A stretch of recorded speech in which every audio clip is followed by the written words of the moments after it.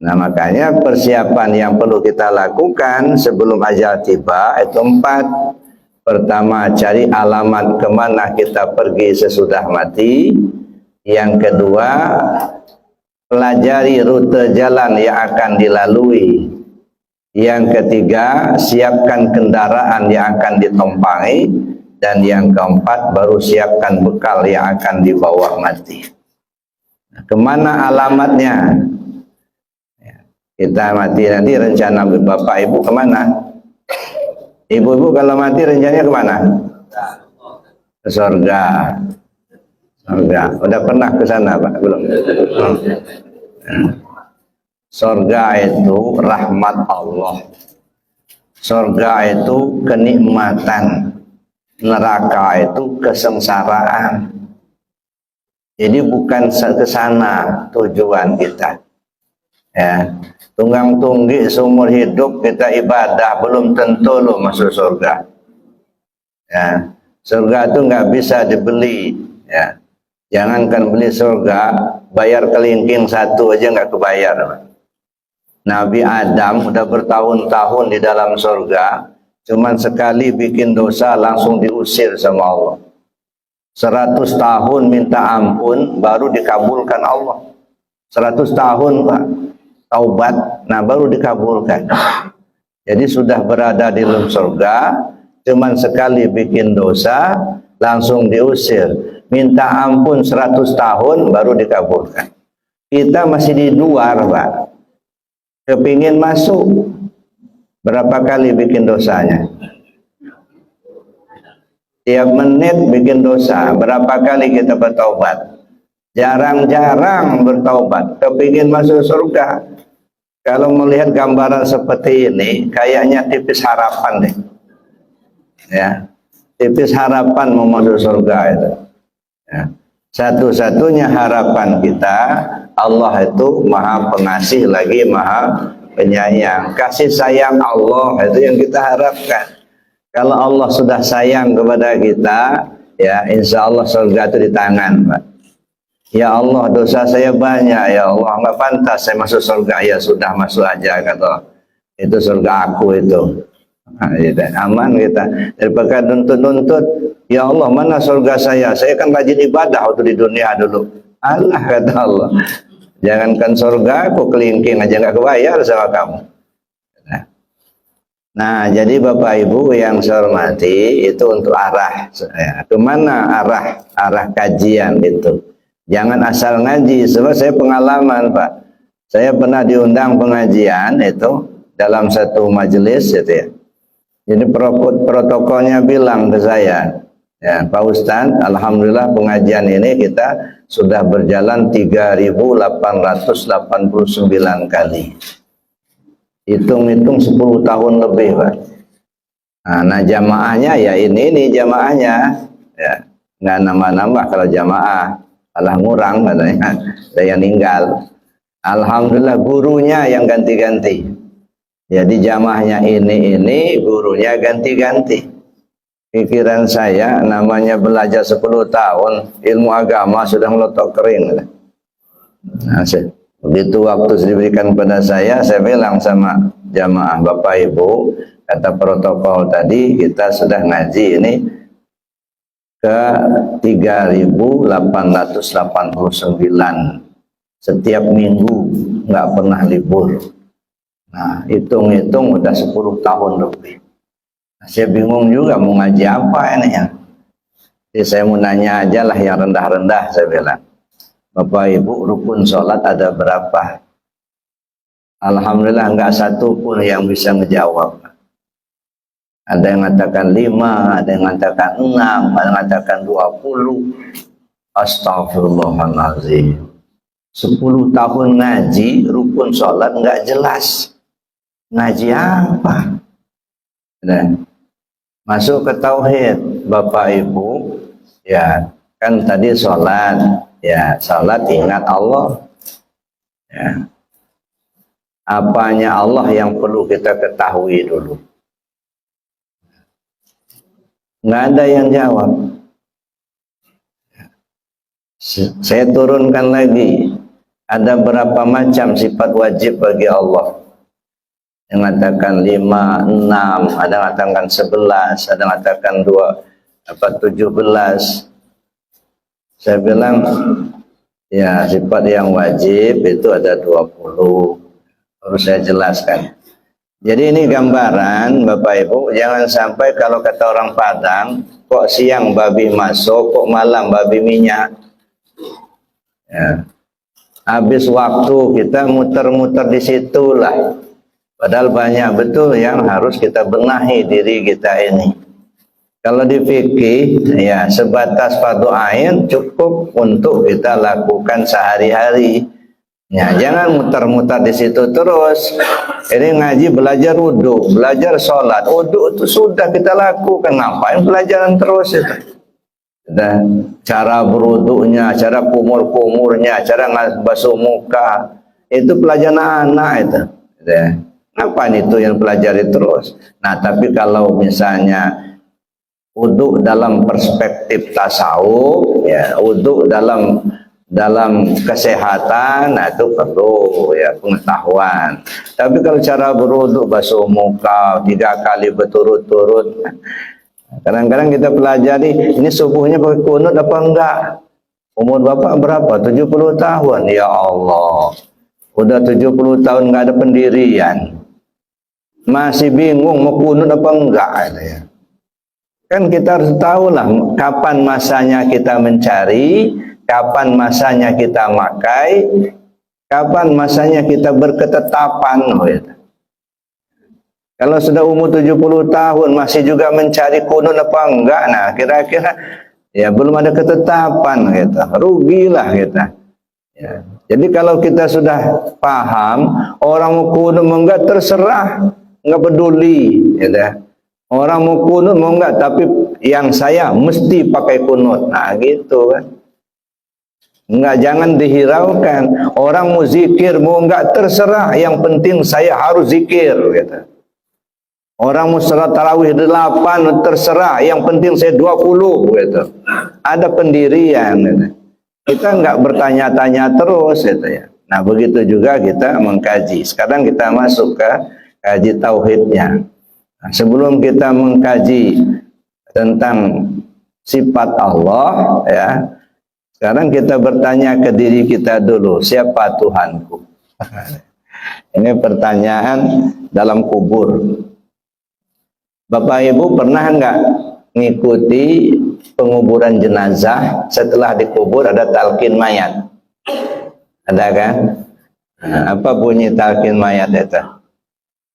Nah, wahai sianu fulan bin fulan, kalau datang 2 orang malaikat kepadamu, janganlah engkau takut karena mereka adalah hamba Allah juga. Mereka adalah Munkar dan Nakir.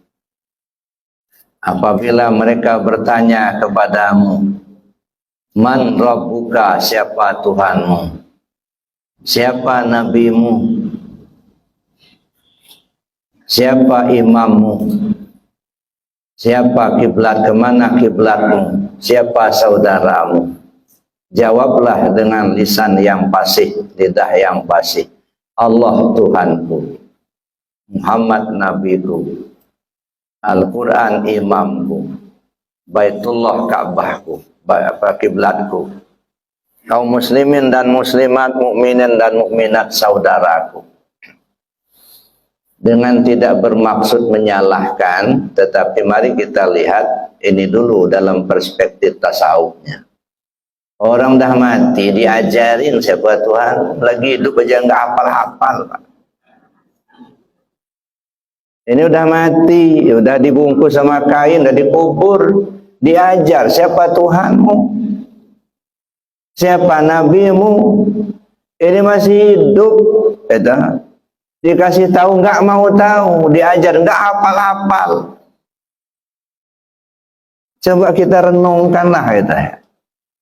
Lagi-lagi saya katakan bukan berarti menyalahkan, enggak, tapi untuk kita berpikir. Nanya itu di kuburan mana? Di kuburan tanah apa di kuburan mana? Ini kan kuburan, Pak. Jasad kita ini kuburan. Ya. Yang terkubur di sana diri kita terkubur, roh kita itulah diri kita itu. Kalau ini mah kuburan jasad ini. Sedang terkubur sekarang ini, coba tanya, man rabbuka? Siapa Tuhanmu? Jawab dengan lisan yang fasih. Maksud lisan dan fasih itu apa? Keyakinan yang benar. Gimana lagi jawab lisan yang fasih, sudah dikubur. Al-yawma nakhtimu ala afwahihim wa tukallimuna aydihim wa tashhadu arjuluhum bima kanu yaksibun. Pada hari itu kami kunci lidahmu. Gimana menjawab lisan yang fasih? Ya. Kami suruh bicara tangan, kakimu kami jadikan saksi apa yang kau perbuat. Ya. Jadi terkuburnya kapan? Sekarang. Ini kan lagi terkubur diri kita ini. Terkubur di jasad. Jasad kita ini kuburan. Ya. Diri kita yang sebenarnya mana? Bukan jasad. Diri kita yang sebenarnya roh kita itu. Dialah yang menanggung susah senangnya. Dialah yang bertanggung jawab langsung ke Allah. Nah, sekarang coba tanya sama dia. Siapa Tuhan? Jawab dengan lidah yang pasti, keyakinan yang benar. Allah Tuhanku. Sudah kenal belum kamu sama Tuhanmu itu? Kau mengatakan Tuhan sama Allah. Kau kenal sama Tuhanmu itu? Kau sudah ikuti perintahnya? Kau sudah tinggalkan larangannya? Kalau tidak, bohong lo bertuhan sama Allah. Ini lidah yang pas, keyakinan yang benar. Maka kenali dulu siapa Tuhanmu itu. Siapa nabimu? Muhammad nabiku. Benar enggak? Sudah kenal sama Muhammad? Bagaimana syariat Muhammad kau jalankan apa tidak? Syariatnya kau tinggalkan. Gimana kau bernabi kepada Muhammad? Kenal Muhammad saja tidak? Siapa imammu? Al-Quran imamku. Benar enggak imam itu diikuti, Pak? Tadi sudah sholat. Imam berdiri, makmum berdiri. Imam ruku, makmum ruku. Imam sujud, makmum sujud. Diikuti. Kau ikuti enggak perintah Al-Quran? Ya, jangan hanya dibaca. Sekarang ini kan banyak berlomba-lomba hafal Al-Quran. Bagaimana pengamalannya? Ya. Hurimat alaikumul maitatu waddam walahmul khinzir. Diharamkan bagi kamu bangkai, darah dan daging babi. Bagaimana sekarang? Bangkai masih dimakan, darah masih dimakan. Saya pernah lihat, Pak. Waktu bulan waktu masih di Gunung Sulah, pas hari raya Idul Adha, ya, sudah selesai Idul Adha, dan lewatlah orang, ya, bawa ember, bawa motor itu, mau mana Pak? Mau ngambil darah adanya. Jadi orang nyembelih hewan itu ditampung darahnya, setelah beku diiris-iris jadi tahu, dimasak. Ya, ngerti nggak yang perintah Al-Quran itu? Ya. Di dalam Al-Quran juga disebutkan wa qadha rabbuka alla ta'budu illa iyyahu wa bil walidaini ihsana. Allah sudah menetapkan bahwa kamu tidak boleh menyembah selain kepadanya saja, dan kamu harus berbuat baik kepada kedua orang tuamu. Kita jalankan enggak ini? Nah ini, jadi kalau Al-Quran imamku itu kita introspeksi. Benar enggak Al-Quran kita ikuti? Siapa saudaramu? Kaum muslimin dan muslimat adalah saudara-saudaraku. Bagaimana dengan saudara? Bebantah-bantahan, kadang-kadang sampai bertahun-tahun nggak teguran, sudah nggak kepilih pengurus masjid lagi, sudah nggak teguran lagi. Ini saudara nggak ini? Ya kan? Katanya kaum muslimin muslimat saudaraku. Ya kan? Kemana kiblatmu? Baitullah kiblatku. Baitullah yang mana? Baitullah yang di Mekah. Di sana kiblat tubuh. Lambang itu Mana kiblat yang hakiki? Nih di hati kita ini. Ya, kau ikutin enggak kata hatimu itu? Ini jadi pertanyaan-pertanyaan itu sekarang Pak lagi dikubur sekarang. Yang nanya ya kita inilah. Nanya ke diri sendiri gitu. Nah, sekarang kita man rabbuka? Siapa Tuhan? Nah, ini kita lihat ini. Udah bertuhan belum kita ini? Ya. Pengembaraan manusia mencari Tuhan. Siapa Tuhanku? Ada beberapa langkah, ada mencari Tuhan, mengenal Tuhan, bertemu Tuhan, baru bertuhan. Ini dilakukan oleh Nabi Allah Ibrahim alaihissalam. Begitu terbit matahari terang, nah, hadza Rabbi, hadza akbar. Inilah Tuhanku, ini yang besar. Begitu matahari tenggelam, oh, bukan, ini bukan Tuhan. Tuhan tidak pernah hilang, katanya. Ini matahari sudah hilang, ini berarti bukan Tuhan. Ini. Datang lagi bulan purnama terang. Lalu mengatakan, hadza Rabbi, hadza akbar. Inilah Tuhanku, ini yang besar. Kenapa? Sinar bulan itu terang begitu meliputi bumi ini. Begitu pagi bulannya hilang. Nah, ini bukan Tuhan ini. Tuhan itu enggak pernah hilang. Ini hilang ini, enggak Tuhan. Nah, sebodoh itukah Nabi Ibrahim? Enggak. Nabi Ibrahim itu Khalilullah, orang pintar, Pak. Tapi kenapa digambarkan dalam Al-Quran? Begitu matahari terbit, dia bertanya, inikah? Ini Tuhanku. Ini yang besar. Begitu tenggelam matahari, oh bukan. Ini bukan Tuhan. Datang bulan, inilah Tuhanku, ini yang besar. Begitu pagi bulannya hilang, dia berkata, bukan, ini bukan Tuhan. Kenapa? Tuhan nggak pernah hilang. Saya kira nggak sebodoh itu nggak Nabi Ibrahim, Pak. Ya. Khalilullah, ya, Nabi Ibrahim itu. Ya. Bahkan disebut bapak tauhid. Ya. Ini pelajaran. Banyak yang bertuhan ke matahari, banyak yang bertuhan kepada bulan. Matahari itu apa? Terang, panas. Kan terang, panas, itu matahari. Apa yang terang dan panas? Harta, Pak. Banyak yang bertuhan sama harta. Bertuhan sama duit, bertuhan sama jabatan. Itu bertuhan sama matahari itu. Tenggelam, sebanyak apapun harta kita pasti habis. Paling tidak kita tinggalkan harta itu. Tapi banyak yang bertuhan sama harta. Ya, yang pikiran duit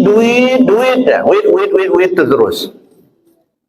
Bangun pagi yang pikirkannya apa? Cari duit. Sudah dapat duit untuk apa? Beli makanan. Kalau sudah makan, perut kenyang. Kalau perut kenyang, tenaga kuat. Kalau tenaga kuat, kerja lagi. Sudah kerja, dapat duit, beli makanan. Sudah makan, kenyang. Kalau sudah kenyang, punya tenaga kuat, kerja lagi. Gitu terus. Kayak mbek. Nggak mikir nggak? Kemana arah hidup ini? Gitu. Muter di situlah. Duit, jabatan. Ini bertuhan sama matahari yang begini ini. Ya. Ada nggak orang seperti itu, Pak? Banyak tenggelam di lautan dunia. Ya. Ada orang bertuhan sama bulan. Apa itu bulan? Terang tapi sejuk, nggak panas. Apa itu? Ilmu pengetahuan. Bertuhan sama ilmu. Karena dia sudah merasa tahu, dia nggak butuh Allah lagi. Ya, dialah yang paling tahu, dia yang paling pintar. Ya, ini bertuhan sama ilmunya. Nah, banyak yang seperti ini. Dunia kita yang ngatur katanya. Ya, nah, oleh karena itu ini gambaran. Jadi Al-Quran itu penuh dengan pelajaran. Namanya huda, Pak. Syahrul Ramadan alladzi unzila fihil Quran hudal linnas, petunjuk. Cuman di kita ini kadang-kadang nggak ketemu Pak petunjuknya itu. Ya, jangankan dapat petunjuknya, ngebacanya aja belepotan. Jangankan belepotan, nggak bisa. Baca Quran juga bisa. Gimana mau jadi petunjuk gitu? Apa itu petunjuk, Pak? Ya, nah? Baik yang berupa perintah, ada amar, ada perintah, aqimus shalah, ada berupa larangan, nahi, ada berupa khabariyah, cerita, ada berupa insya'iyah, harapan, ya, ada yang berupa wa'ad-wa'id, janji-janji. Itu semua petunjuk semua itu. Khabariyah, cerita tentang Isra Mi'raj, cerita tentang Ashabul Kahfi, cerita tentang Nabi Musa membelah laut. Itu kan petunjuk semua itu, Pak. Kita ini kadang-kadang terbuai dengan cerita. Kadang-kadang enggak mengena peringatan Isra Mi'raj yang diceritakan sholat. Ini kemana arahnya ini? Ya, peringatan Isra Mi'raj, cerita tentang sholat. Urusan sholat banyak ayat lain. Inna sholata kanan alal mu'minina kitaban mawquta. Aqimis sholata liduluki syamsi ila ghasaqil laili wa qur'anal fajar. Itu urusan sholat. Ini urusan Isra Mi'raj. Cerita tentang sholat. Sholat itu bagian dari oleh-oleh Isra Mi'raj. Isra Mi'raj itu apa? Nah, ini pelajaran, ini petunjuk. Siapa pelaku Isra Mi'raj? 3 pelakunya. Muhammad, Jibril, Burak. Kemana arahnya? Menuju Allah. Nah, bagaimana perjalanan ini? Ini kan perjalanan hidup kita ini. Nah, nanti kita cerita Isra Mi'raj. Nanti ini lupa pula nanti. Nah, nanti bicara Isra Mi'raj itu harus fokus Isra Mi'raj itu. Nah, jangan bicara Isra Mi'raj urusan sholat. Urusan sholat ini ketawa-ketawa aja, cubit-cubitan. Ngapain cerita kayak gitu? Ya, enggak boleh tuntas pelajaran tentang sholatnya. Bagaimana sholat yang khusyuk? Apa yang dimaksud khusyuk? Apa yang dimaksud tawadhu? Kemana arahnya rukun sholat? Kemana takluknya rukun fi'li, takluknya rukun qauli, takluknya rukun qalbi, kemana arahnya? Berapa macam rukun qalbi? Ya, di fikih ada 3, qasataratain, masuk ke tasawuf jadi 7. Ya, tambah lagi ihram, mi'raj, munajat, tubaddil. Mana ihram, mana mi'raj, mana munajat, mana tubaddil? Kenapa itu enggak dikaji itu? Nah, makanya kadang-kadang jangan sampai kita habis masa, habis minyak, ya, nggak terarah, kasihan. Nah, kita menghadap Allah bukan bawa cerita, Pak. Ya, kita menghadap Allah itu untuk tahu diri kita ini siapa. Jadi Bapak Ibu yang saya hormati, itu. Jadi kita kembali kepada ini. Ya, siapa Tuhanku? Sudahkah benar-benar kita bertuhan ke Allah? Yang pertama mencari Tuhan, yang kedua mengenal Tuhan, yang ketiga bertemu Tuhan, baru disebut bertuhan. Kalau saya ilustrasikan seperti kita ini telanjang bulat, Pak. Katakanlah ini kita ini lagi telanjang bulat ini. Apa yang harus kita lakukan? Menutupi tubuh, namanya berbaju. Ya. Nah, bagaimana supaya kita berbaju? Yang pertama, tentu ada keinginan mencari baju dulu. Ada kemauan kita untuk mencari penutup tubuh. Penutup tubuh itu macam-macam. Ada yang baju itu ada yang kemeja, ada yang kaos, ada yang jaket, ada yang jas, macam-macam. Ada celana, ada sarung, ada jubah, macam-macam. Ya. Lalu kita tahu, pakai baju. Nah, kita ini lagi telanjang bulat. Ada kemauan kita untuk berbaju. Apa yang harus kita lakukan? Kenali dulu baju itu apa. Ya. Baju itu apa? Untuk gunanya apa? Begitu kita sudah tahu, baju itu begini, ada baju koko, ada baju kemeja, Tujuan baju itu untuk nutup tubuh. Nah, tahulah kita. Nah, kita sudah mencari ini. Ketemu tuh baju. Apa cukup itu baju masih tetap telanjang bulat, Pak? Belum berbaju. Setelah kita ketemu baju dan kita sudah kenal itu baju, apa yang kita lakukan? Ambil bajunya, sorong, pakai, baru disebut berbaju namanya. Nah, sekarang kita alihkan ke sini mencari Tuhan. Sudah kenal Tuhan belum kita? Sudah bertemu Tuhan belum? Kalau bertemu saja belum, bagaimana kita mau bertuhan? Ibarat kita belum ketemu baju, Pak. Gimana mau berbaju? Nah, bertemu baju dulu, baru kita berbaju. Baik, Bapak Ibu, mencari Tuhan.